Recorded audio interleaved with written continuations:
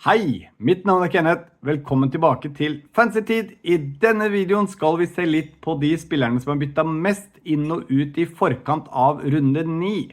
Runde 8 er ikke helt ferdigspilt ennå. Det er dobbeltkamper, eller en dobbeltrunde som vi vet. Det er noen kamper igjen både onsdag, torsdag, den runden her. Så det er viktig å vite det. Hvis du ser denne videoen tett inn på byttefristen, så er dette spilt inn før de siste kampene i runde 8 er ferdigspilt, for det spilles da på onsdag og torsdag. Dette spilles inn på tirsdag, så det er viktig å ha det i bakhodet at dataene som ligger her og de vurderingene jeg gjør, de er jo da basert på det som har skjedd i forkant av de siste kampene i runde 8.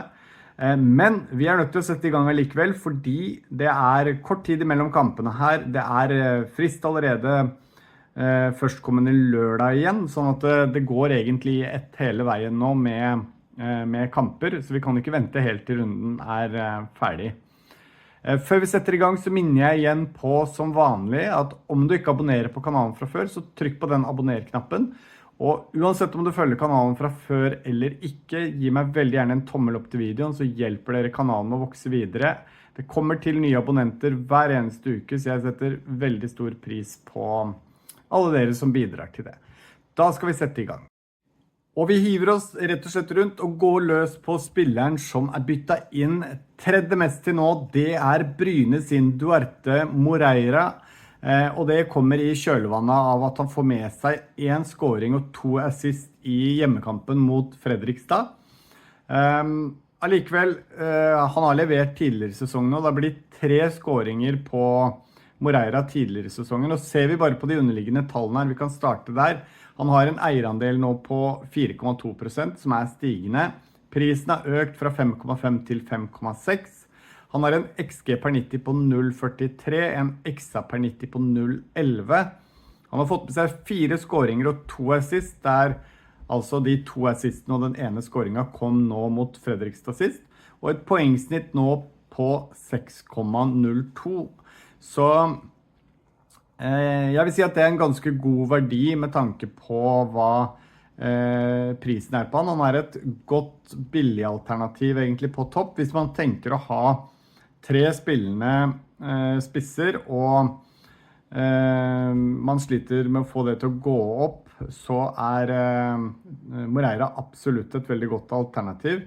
Bryne har også vist at de har at de kan være ganske vanskelig å vrine og spille mot, og de gjør det også veldig bra nå sist. Vinner 4-3 mot Fredrikstad, og ser vi på kampene dem, så er det ganske fint fremover.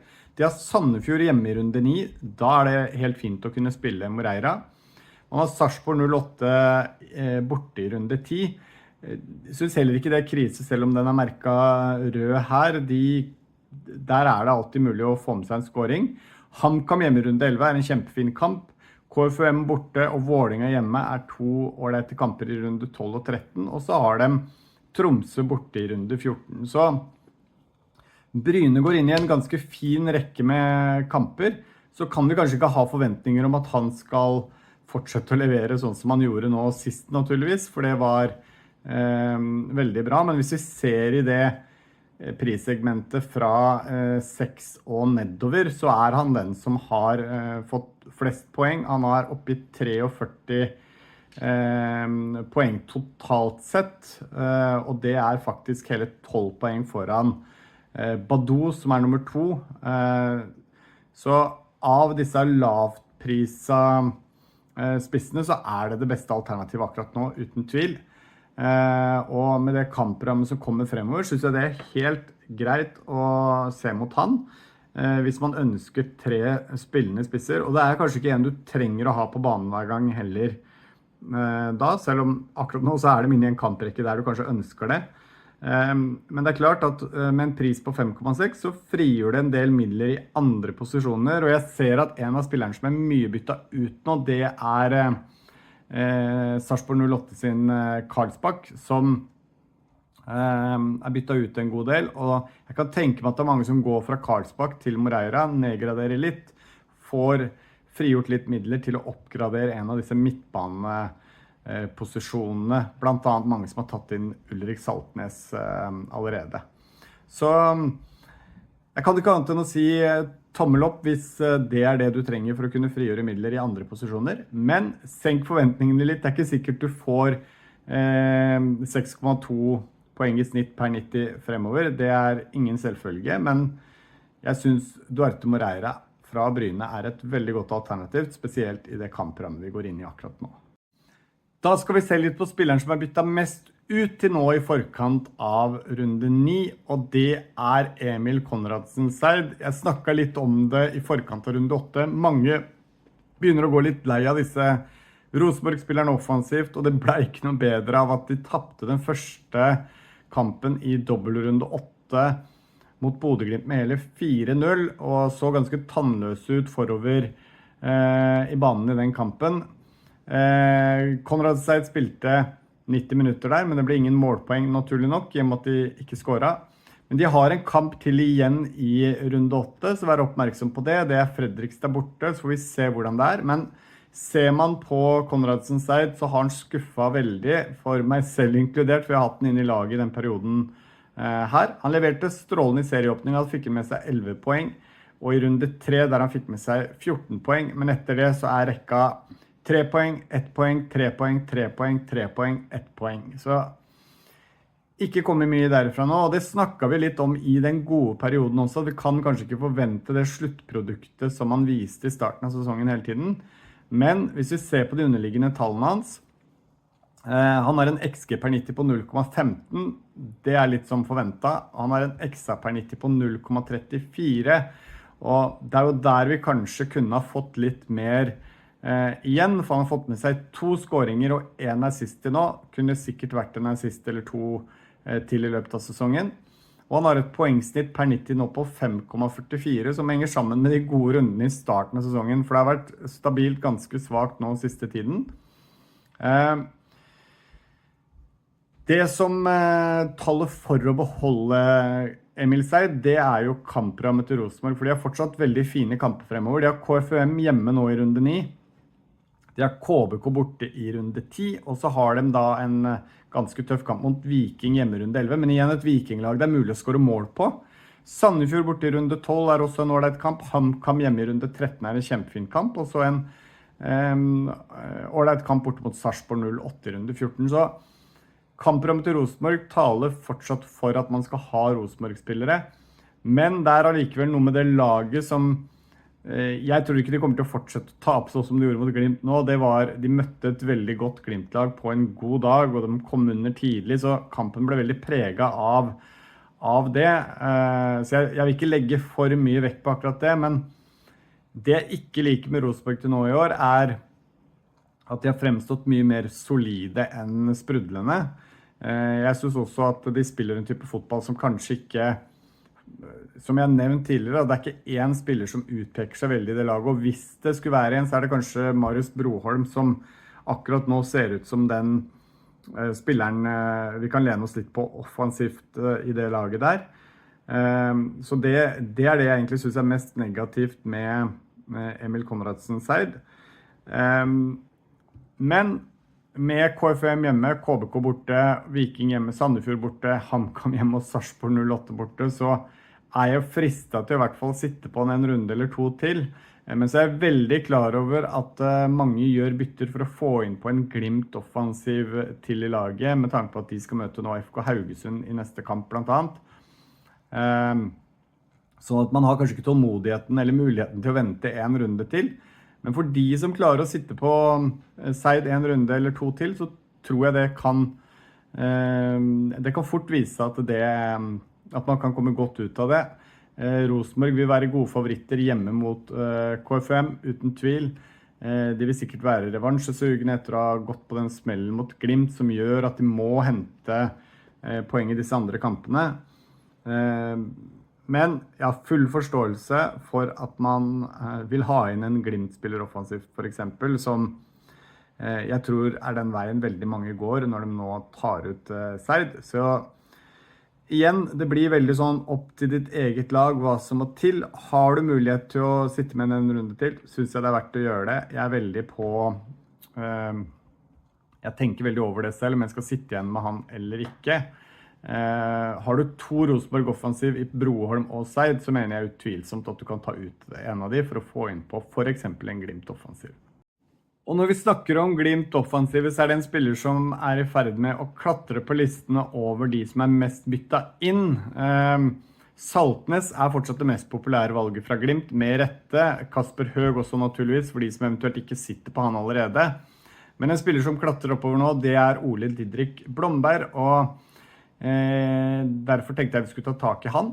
Ser vi på de underliggende tallene her, han har en eierandel på 2,2% nå, han koster 8,5. Han har en XG per 90 på 0,37 og en XA per 90 på 0,25. Han har fått med seg 2 skåringer og 2 assist. 2 av skåringen kom nå i den kampen hjemme mot Rosenborg, der han fikk med seg to fine skåringer der. Og han har et poengsnitt nå på 9,06, så det strålende poengsnitt på Blomberg. Han har kom seg opp på et akseptabelt antall målpoeng også etter den Rosenborg-kampen. Så jo spørsmålet, dette noe, har han det sluttproduktet i seg? Hvis vi ser på fjorårssesongen i Brann, i suksesssesongen til Brann der, hvor de ble nummer 2, han endte opp med 3 skåringer, nå han allerede oppe i 2, og han fikk med seg 7 målgivende i løpet av hele fjorårssesongen. Så litt usikker på om han vil fortsette her. Men når man ser på de underliggende tallene, og sammenligner det med Ulrik Saltnes, så har Saltnes har en XG per 90 på 0,21, der Blomberg da på 0,37. Hvis vi ser på XA, så det 0,17 på Saltnes og 0,25 som vi ser på Ole Didrik Blomberg. Så de underliggende tallene til Blomberg faktisk bedre enn Saltnes sine. Så sånn sett så var det ganske fortjent at han fikk noe tilbake i form av skåringer nå mot Rosenborg. Og ser vi på kampprogrammet til Glimt, så det veldig godt. Glimt vil jo veldig ofte være favoritter, selvfølgelig. Men ser vi på runde 9, så det FK Haugesund borte. Det en strålende kamp. Brann hjemme selvfølgelig tøft, men igjen, som vi så mot Rosenborg, Glimt gode nok til å feie over hvem som helst. Og når de påskrudd, som de var mot Rosenborg nå, så de vanskelig å spille for også for Brann, eller spille mot også for Brann. Så det Sarpsborg 08 hjemme i runde 11, som en fin kamp. KVK borte i runde 12, og så får de en nydelig dobbel i runde 13 med Sandefjord hjemme og Fredrikstad borte. Og så det da en tøff bortekamp mot Viking i runde 14. Så litt som jeg var inne på i stedet når vi snakket om Emil Seid, jeg skjønner at man ønsker Glimt offensiv. Og så det jo selvfølgelig et prisspørsmål også, ikke sant? Hvem av dem man kan velge. Der har man en på 8,5, og så har man da en Ulrik Saltnes som har stiget i pris, og nå koster 8,8, så det gjør at det kanskje enklere for mange å komme seg på Blomberg. Og som jeg sier, skal man se på de underliggende tallene, så kommer faktisk Blomberg bedre ut enn Saltnes. Men personlig så det fortsatt mye som heller i favør av Saltnes. Han har vist tidligere også at han har et sluttprodukt. Skåret også et fint mål nå.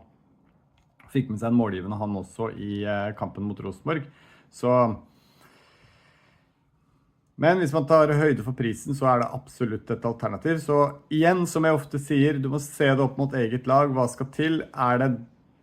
Det som muligheten for å få inn en Glimt offensiv, så det definitivt et ja. Har man mulighet til å velge mellom Saltnes og Blomberg, så blir det litt tøffere.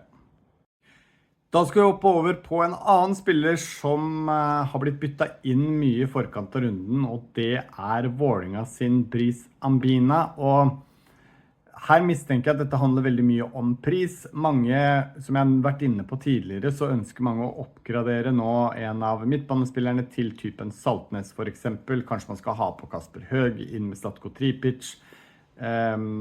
Uansett, da man kanskje avhengig av å ha en 5. midtbanespiller, og helst en som spiller fast. Og av de alternativene da, som da en pris på 4,6 eller mindre, så det beste alternativet akkurat nå. hvis man ser på poeng, det Brice Sambina. Han har fått med seg 37 poeng totalt sett. Det 10 poeng foran nummer 2 hvis du ser på midtbanespillere verdsatt under 4,6. Ser vi på de underliggende tallene hans, han har nå en eierandel på 7,3%. Den har vært stigende nå de siste dagene. Han har en XG per 90 på 0,15 og en XA per 90 på 0,05. Han har fått med seg 1 scoring og 4 assist til nå, et poengsnitt per 90 på 4,19. Så egentlig den perfekte femte midtbanespilleren å ha sånn som det akkurat nå. Han spiller 90 minutter, han har spilt 90 minutter i samtlige kamper med unntak av en der han fikk med seg 75, men med unntak av det så har han bare 90 minutter. Og ja, der har du egentlig fått det du ønsker fra en sånn spiller. Han har blitt der i overkant godt betalt, med antall assist spesielt, med en ekstra per 90 på 0,05 og 4 assist.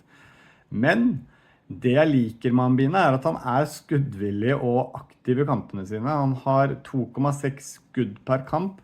Han har 0,45 skudd på mål per kamp, så han selv om han ligger litt dypere i banen i utgangspunktet, så han aktiv fremover og kommer seg til en del skudd.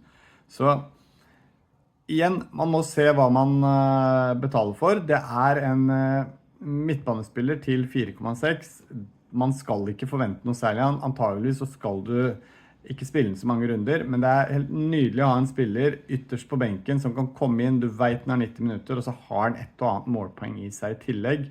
Så du heldig, så kan du, som i runde 1, stakke av med 10 poeng, i runde 4 stakke av med 8 poeng, og i runde 6 stakke av med 7 poeng, så du kan jo treffe på en av de rundene der i tillegg når du får bruk for den.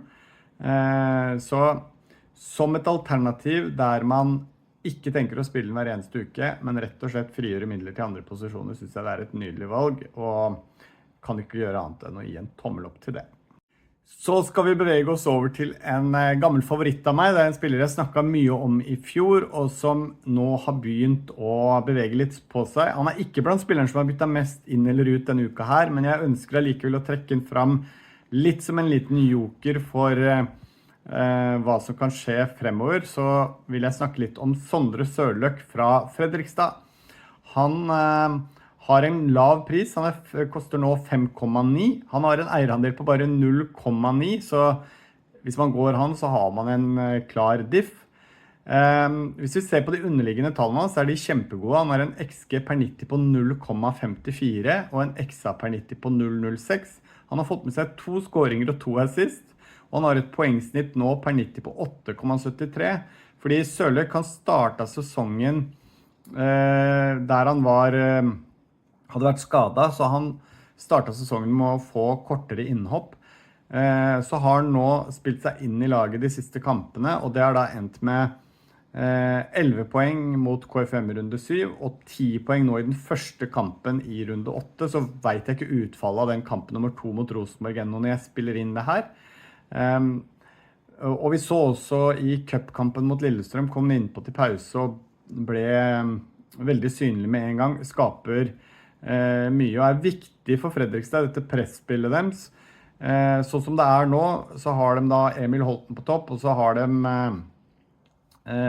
lagt Sørløk ute på som en slags spiss nummer 2, ute til venstre der, gjerne. Og ja, jeg har rett og slett bare litt trua på at han kan levere fremover. Ser vi på kampprogrammet så det ganske fint. Sarpsborg 08 hjemme i runde 9. Det kunne godt hende at det hadde vært en grønn kamp også. Viking borte i runde 10 selvfølgelig tøft, men igjen, Viking et lag man kan score på. Tromsø hjemme i runde 11, Vålinga borte i runde 12, dobbeltrunde mot Molde hjemme og Bodø/Glimt hjemme i runde 13, og så HamKam borte i runde 14. Så litt som jeg sa med Sambina i sted, da går man jo helt ned der man tenker å ha han ytterst på benken, men hvis man skal ha en midtbanespiller som priset under 6, så ser jeg ikke så mange bedre alternativer enn Sørløk, egentlig. Vi har Joe Bell som har gjort det bra til nå i sesongen selvfølgelig. Det Kielen fra KBK som absolutt kan være et veldig godt alternativ. Vi har Patsolidis i Sandefjord, Ølenschläger i nevnte Fredrikstad kanskje et alternativ. Og Risnes fra Vålinga når han tilbake. Altså, det jo andre alternativ, men jeg synes Sørløk begynner å se ut som en av de bedre alternativene i den prisklassen der, rett og slett. Så derfor synes jeg det var gøy å ta han opp i dag, så får vi se om noen runder om han leverer eller ikke. Men de underliggende tallene der. Det han har levert nå når han har begynt å starte kamper der, og jeg synes også Fredrikstad ser ut som et bedre lag med Sondre Sørløk på banen. Og i den posisjonen han i på banen, og den spillestilen Fredrikstad så kommer han til å være involvert i mål fremover. Det tør jeg påstå. Da har vi vært igjennom alle alternativene jeg tenkte å gå igjennom denne gangen, og så det viktig å si igjen, det har jeg sagt mange ganger før, men vi snakker om potensielle bytter inn og ut, men en av de beste tipsene, sånn jeg ser det, å avvente bytter til nærmere fristen, spesielt nå med tanke på at en del lag fortsatt ikke har avsluttet runde 8, som betyr at det fortsatt kan komme skader for eksempel, eller karantener, og den type ting. Så det en risiko å gjøre byttene tidlig. Så avvent litt hvis du har mulighet til det. Før jeg avslutter så vil jeg bare gå gjennom dette. Det gjorde jeg i forrige uke, og dette her premiene som tenkt for Fantasy-ligaen. Førsteplassen, valgfri norsk fotballdrakt. Må være mulig å få tak inn i en vanlig nettbutikk. Andreplass, valgfritt norsk fotballskjerf, og i tillegg så kommer jeg til blant alle som deltar i Fantasy-ligaen til å trekke ut en som også får et valgfritt norsk fotballskjerf. Så her det flere muligheter. Reglene klare, du må abonnere på kanalen, så om du ikke abonnerer på kanalen, så trykk på den abonner-knappen med en gang, og du må delta i Fantasy-ligaen, og da finner du ligakoden her nå. Hvis ikke så kan du gå inn under kommentarer, så skal jeg ha festet en kommentar der, så kan du bare klikke på den lenka, så du påmeldt. Så har du alle muligheter til å vinne en av disse premiene selvfølgelig. Så da tenker jeg bare at jeg skal si lykke til, og så ses vi igjen senere i uka.